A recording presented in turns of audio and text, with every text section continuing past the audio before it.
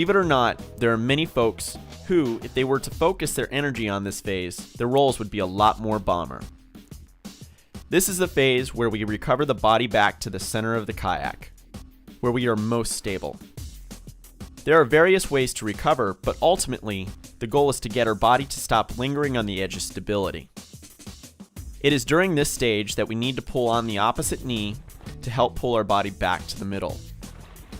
If your hip snap was powerful and therefore we were less reliant on the paddle, then we have the paddle near the surface to help overcome this force.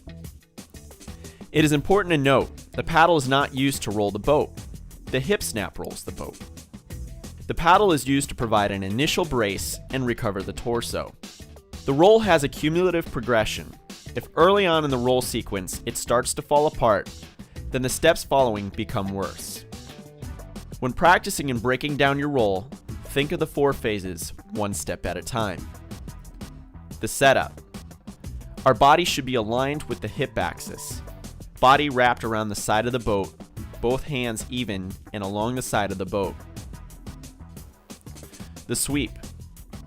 Our body and paddle swing out to the hip axis from the pelvis while the pivot hand rests near or on the hull of the kayak.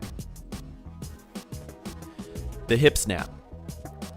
The paddle provides a brace as a hip snap is initiated from the trailing knee following the sequence of the boat, body, and head. The recovery. The paddle continues to brace as our body recovers back towards the middle of the kayak, finally sliding the paddle in towards the center.